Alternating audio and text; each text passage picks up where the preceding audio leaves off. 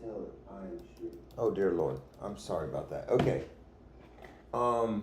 So how can I edit out the beginning? I wanted to talk about the Mandalorian, and this is with spoilers. I will try to keep this short. So I'm Generation X, born in the mid '70s.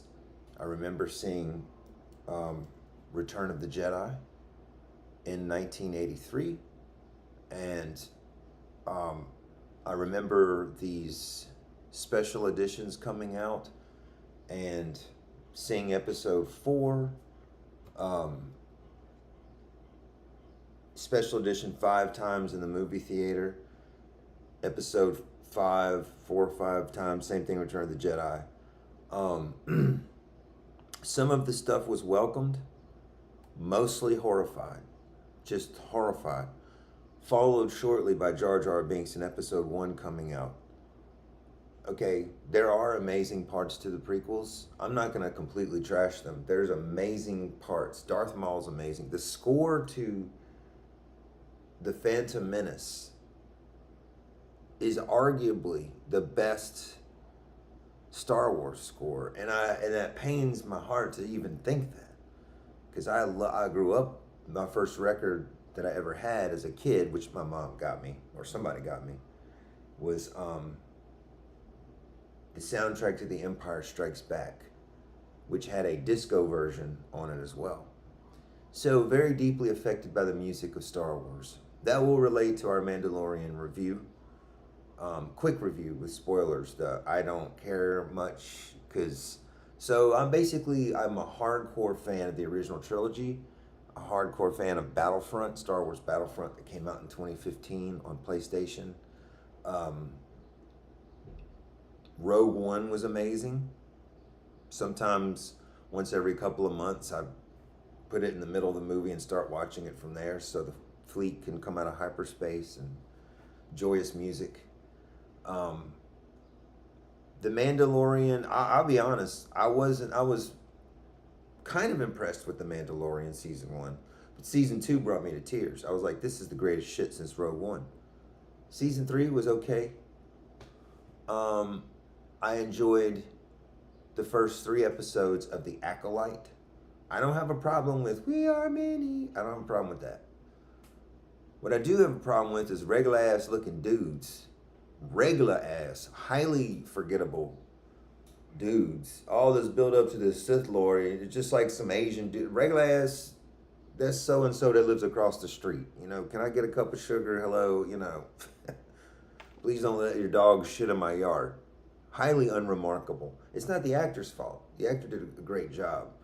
It's just miscast. It's kind of like, okay. And then Solo, which I saw 3 times at the movies.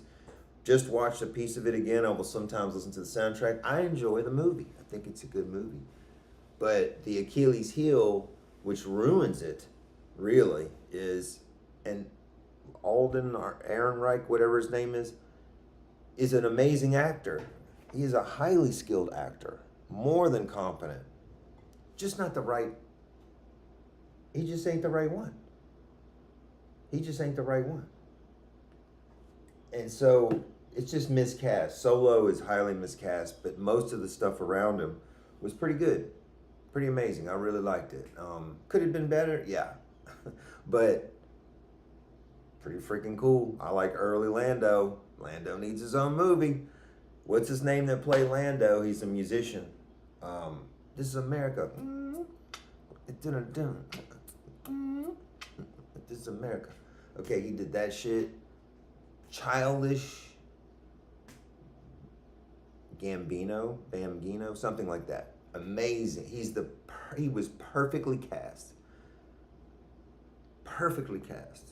Chewbacca, great. Score, great. So the sequel trilogy, the first half of episode 7 is nothing short of a masterpiece. Give it up. And look, y'all know I'm about to hate on this shit. I'm about to hate. But the first half of episode 7 is fantastic. Absolutely fantastic. J.J. Abrams sets it up so well. He knows how to set it up. He don't know how to finish. Okay? He knows how to take the girl out on a date, give us some nice wedding cake dessert, whatever it is. Not wedding cake, creme brulee, quelque chose comme ça. And he knows how to get her back to the apartment, but apparently finishes first or something. I'm sorry, that's rude. I shouldn't say those things. But he's not good with the payoff at all. The second half of the movie is awful. And it begins with the first shot of the third Death Star. Come on, man. It was arguable if it was a good idea for Return of the Jedi. And I love Return of the Jedi. It's part of the original trilogy. But it was arguable, already a worn out idea. Okay? Was there no one in the writer's room? Lawrence Kasdan, hello. How did that not pass quality control? How did that pass quality control? Hey man, let's think of something a little different, All right. Fast forward to the worst Star Wars film ever made, and why it's very hard for me to ever want to watch a Rian Johnson movie. And I know, I get it. He's a talented director. He makes great movies. What he did to the Star Wars franchise is so damaging. It's just unforgivable. I'm sorry. I don't forgive him. If there's a heaven above when we die, if it's like a Christian, Judeo-Christian heaven, and they're going to be like, you know what, Marshall, you effed that up, but you know what, you forgave all these people, except one person. You forgave your friends, your family, you forgive yourself. Rian Johnson, you got to let it go, dog. Because that's fucked up. I'm sorry, I'm not supposed to curse. How are you going to make a whole movie? No one was around Rian Johnson to be like, hey, man, we might need to do a little something different with the script. Nobody was around. They just let him run amok, okay? And then JJ came back for people hate episode 9, 7, 8, 9. But actually, it's way better than episode 8.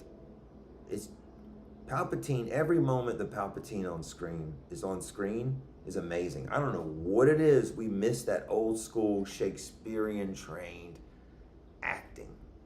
You don't get that with our American actors. And I'm aging out. I'm not watching a lot of new movies the last 10 years. I get it. I'm not exposed enough to know great films right now. But generally when I see them, and I love the director of Dune, but American actors just sound unconvincing. I don't know what it is. They sound not serious. Or they're always doing this with their voice. If you did that in real life, I just want you to know, kid, I know the code to save the universe. You will never know what a real man is, kid. People who talk like that in real life, around all these battles where people would be suffering hearing loss, I can't hear you. People got to speak up. That just feels weird now. It's just so overdone. They need to stop doing that. Anyway,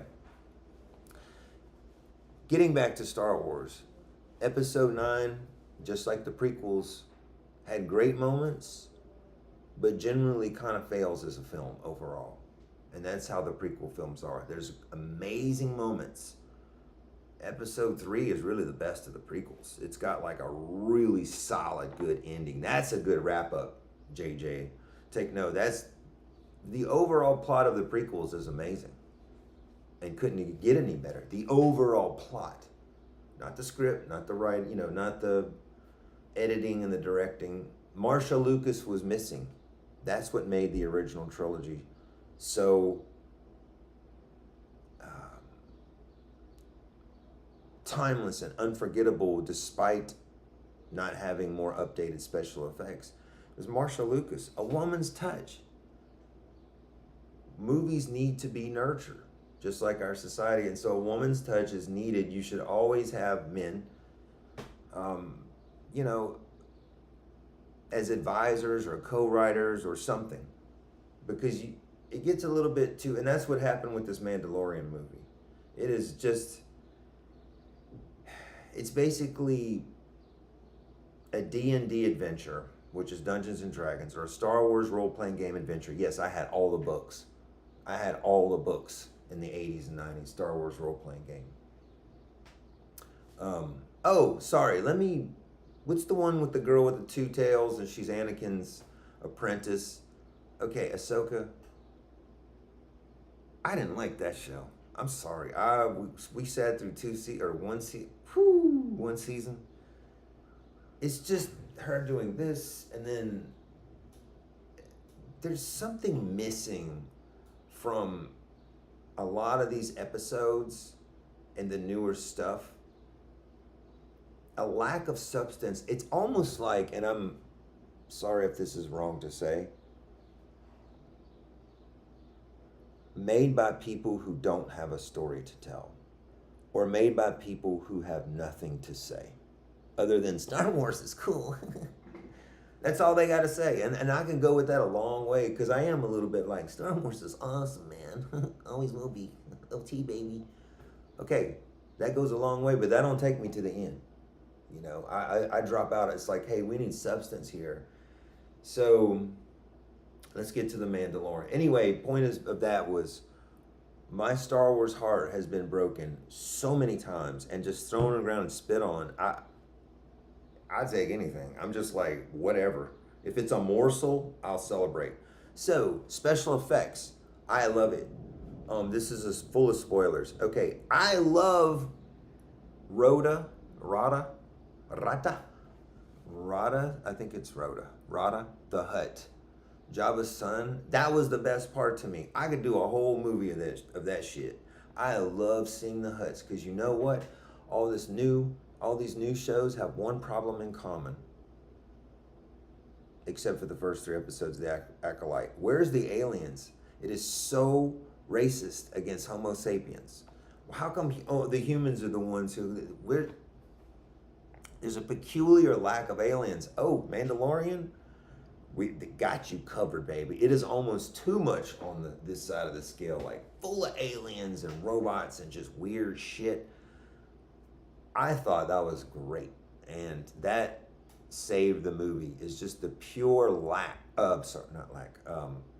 pure amount of species, and they were not afraid to go to Nar Shaddaa, which is the home of the Hutts, which we've dreamed about seeing for forever. And I thought it was done great. It felt like it had a tone to it, and it felt amazing. So there are strong points to it. The Mandalorian musical theme from the show is always great, especially in the slightly bigger version. So the music in one way was amazing, but the music also really sucked. I don't like small screen music. Star Wars to me is a big screen with a big orchestra. It's supposed to sweep you away into another world. Not go. Sorry,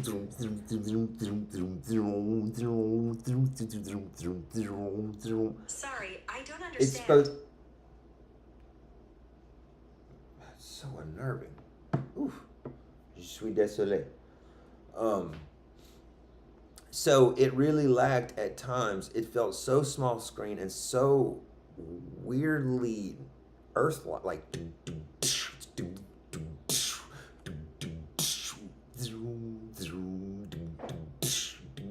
Actually, what I'm doing is cooler with what they had. I'm sorry. Usually that composer is pretty interesting and pretty good, but I don't like small screen music for Star Wars. It's hard for me. So that's why I have mixed feelings about Andor. Andor doesn't break your heart, but it's like, doesn't feel like Star Wars. It just feels like a sci-fi show. So the music was both hit and miss, so I'm going to give it a C, because the good parts were good. But that electronic and house, it was like house music. Just what? Anyway, so I'm going to give it a C. Cinematography is an A++++. The look of the film overall, I thought was a strong point. The production design, it was really cool going to those planets. It had these particular looks and feels. They just knocked the world building out the park. I love world building. those are the good parts of the movie. Everything else is there no one? Okay, apparently when you work for Star Wars, they say, here's $250 million, write whatever the hell you want, and we're just going to shoot it, baby. We ain't even going to read it. There's no one around who, people must work in fear. It has to be a culture of fear of losing your job, especially these days where everybody's losing their job in the movie industry. Lucasfilm probably is no exception. One moment.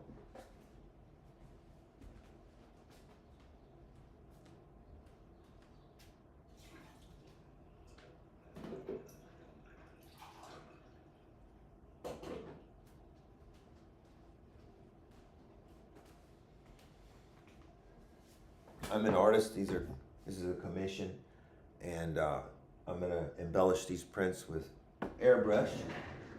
I have my Iwata Revolution, and on a separate tank, I have my Iwata Eclipse, and I use a lot of these golden acrylic, high flow, medium flow. Back to the Mandalorian. Okay, so what was the main problem? A lack of substance, nothing to say. And that's my problem with the show as well. It's like, it's a show about a guy who's gonna get hired to kill somebody, but in order to kill somebody, he needs to go find a person to get information about where the person is. He's got to go on a mission to get something so he can do something else. That's cool for a minute as a structure, but has no meaning to it, no emotion to it. It's just like, okay. And the entire 2.5 trillion hours that movie was long, they could have cut an hour out that movie, man. Hour 15, we could have been out of there and been much happier. They could have cut a freaking hour out of that movie. There was just, what are we doing? And I remember both people on each side of me were sleeping. My friend Derek, sleeping. These people right beside me, young black males, sleeping through, I'm sure 30% of that movie, particularly once it got to the midpoint. They would, and he would wake up, look at his phone, and go back to sleep. And this isn't a loud freaking movie. This isn't a loud movie. People sleeping. How is that even possible? Okay, so there's no emotion. There's no stakes. Okay, second of all, plot hole. Why the F are you bringing some baby around on these dangerous missions? What is the point of having this? I don't know, it's a baby Yoda. Is it a Yoda clone? I think I read that somewhere. Child endangerment. Somebody call child services on the Mandalorian. Okay? That makes no, I don't even have children and I'm concerned for the child. I'm like, okay, this person can't even talk. The little Yoda person can't even talk and has baby sounds. Like, diaper changing area here. Like, why are they coming on a level 10 max violent mission across the galaxy? And then you can break that down into other smaller stupid problems. Like, there's a scene where he's trying to get baby Yoda to press the buttons in the spaceship to fire it up. Okay. The buttons are not labeled. So, if I was there, I couldn't tell you.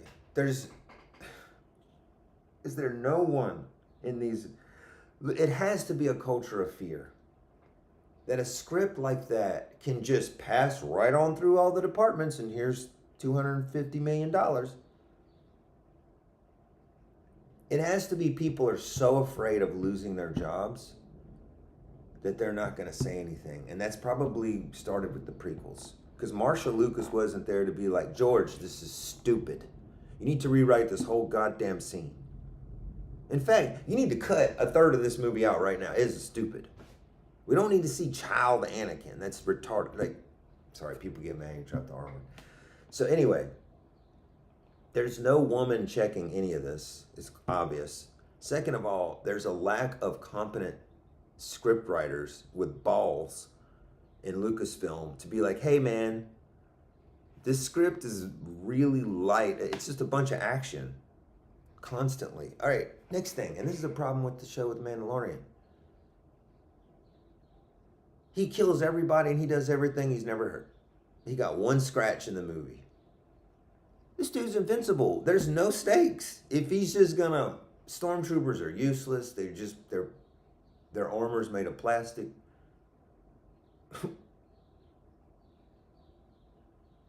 It's hard to care or be interested after like the 12th battle of 37 battles in this movie to really worry about. I'm not worried about it. He's going to be just fine. He kills everybody. You can't. I know he's got the best Beskar armor, man. It kept that. Okay, that's another problem. I guess screw the people who didn't watch the show. There's no intro. Who the freak are these people? Some sort of dude with metal on and a baby green thing flying around the universe. Like, no intro, no explanation of why he can't take his damn helmet off. You're just going to leave new fans. And one of the people I was with was the first Star Wars experience. So they were like, there are so many problems with this movie. However, it is still light years better than the entire sequel trilogy. It is light years better. 700 parsecs better than the sequel trilogy after the second half of episode 7. Because it doesn't damage anything. And I love the Hutts, and I love Rata. I think it's Rata. Rata the Hutt. I love Rata, Jabba's son. I love that story. The people I were with hated it. They were like, that looks so stupid. I've been wanting to see that. I'm like, I've been wanting to go to the Hutts. It's like, how do they eat and what do they do? And like, what do they roll around? Like, what do they, and it was so cool to see that. And that was amazing world building, amazing. The voices felt right for the Hutts. All the Hutt stuff I thought was great. But 50% of this movie could have been cut and rewritten as something else. It would have been a lot better. There's no emotion. What's the character arc? The character arc for the baby is, oh, now he can press the buttons. So we went through the whole movie for there to be this one little character arc. Oh, you can press the buttons now, kid. This is a baby. This whole damn movie just does not land most of it. It's just basic logic doesn't add up. Why is he taking a baby? What is the point of these characters? We're going on missions. It has no point. Oh, by the way, here's Sigourney Weaver. Woo! Then that's over in 4 minutes. A meaningless character with meaningless dialogue. She's just like, wow, things got messy. I don't want things to get messy anymore. What? It's like, bitch, I killed 41 people in the last scene alone. And there was 29 violent scenes before then where I killed other people. And so my conclusion is Lucasfilm is overrun with a culture of fear. People are writing mediocre scripts at best. And there's no one around them. I know 2 people at University of New Orleans, Eric and Henry, who could write better scripts than that. I know some students that could write better scripts than that. So, or at least sit there and help the writer improve it. There's no one checking scripts. They are scared. It must be that you have to be a sycophant. You have to love Clone Wars. The best thing they can do is get people who don't love all that shit. And to go back to what made the original trilogy great and draw from that well. You know? So the conclusion is, it's just not a good movie. But at least it doesn't destroy canon like Rian Johnson's movie did. It doesn't destroy canon. It world builds an amazing way. It's a great world building movie for future movies to explore. but just has no weight or emotion to the plot. Parts of it do. The first third of the movie is fantastic. The first third is fantastic. After about the third way through, I mean, people are literally on the movie screen sleeping, and then this person is sleeping in real life, and then this person is sleeping in real life. Everywhere around me, there's sleepy people. And they're napping a lot in the movie. So it's like, I was fighting sleep myself. I was like, this is just, hire me, Lucasfilm. I'll go in there and I will get your shit jacked up right. Let's make these scripts better, make better Star Wars movies, and let's help make the world a better place through art. Merci, and this is my first stream, and I don't know how to stop it, so I guess it would just be